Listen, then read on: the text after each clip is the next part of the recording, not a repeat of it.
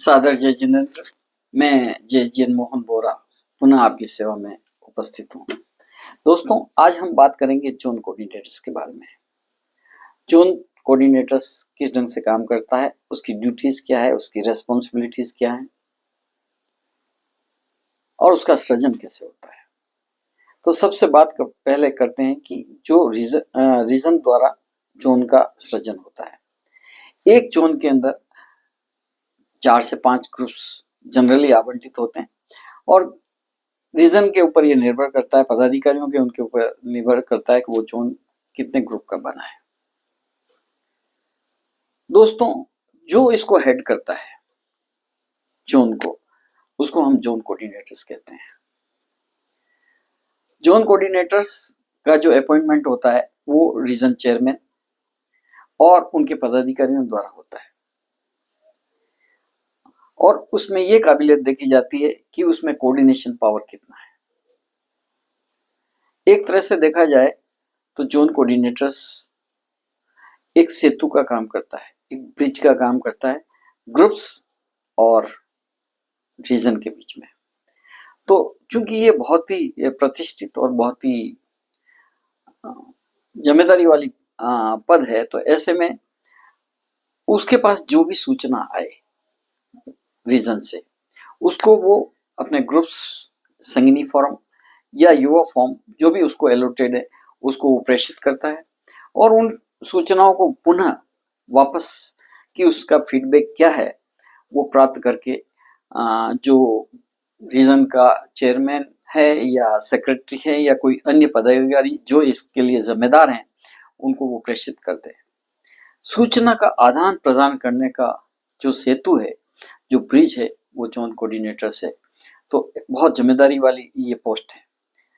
दूसरी बात, जो भी रीजन के फीस है उसको प्राप्त करना, बहुत से जो रीजन्स हैं उन्होंने एक नई प्रक्रिया चालू कर रखी है कि सभी ग्रुपों से, संगिनी से कुछ अंशदान प्राप्त करके एक वित्तीय जो उनकी रिक्वायरमेंट है रीजन चलाने के लिए, वो उसकी पूर्ति करते हैं। तो ये अंशदान जो भी निर्धारित होता है उसको उसकी ड्यूटी होती है जोन कोऑर्डिनेटर्स को, वो ग्रुपों से प्राप्त करे और जो ट्रेजरर है रीजन का उसके पास उसको जमा करा दे। दूसरा जो महत्वपूर्ण काम है, फॉर्म ए और बी जो फेडरेशन के द्वारा निर्धारित है, उसको समय पर उसका फिल हो जाए, फीस जो फॉर्म ए के द्वारा फेडरेशन की है वो जमा हो जाए, ये फॉलोअप करना सबसे जो बेसिक ड्यूटीज में आता है वो जोन कोऑर्डिनेटर्स की आता है।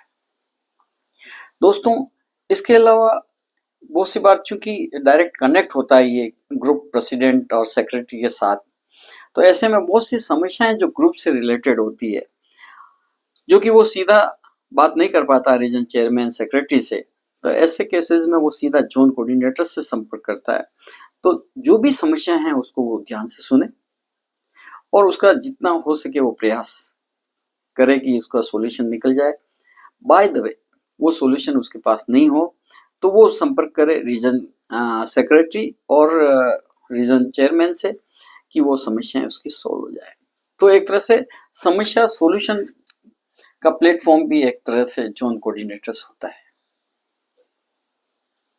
एक बात जो कि जोन कोऑर्डिनेटर्स अपने सो मोटो उस कार्यक्रम को अपने पास ले सकता है कि वो जोन स्तरीय कुछ कार्यक्रम करे, कुछ प्रतियोगिताएं आयोजित करे, जिससे कि उसके अंदर उसके पास जितने भी अंडर में ग्रुप हैं, संगिनी फॉर्म है, युवा फॉर्म है, उसमें बंधुत्व से प्रेम की भावना का इजाफा बढ़े। तो इसलिए वो कुछ भी प्रतियोगिता ले सकता है जोन स्तरीय।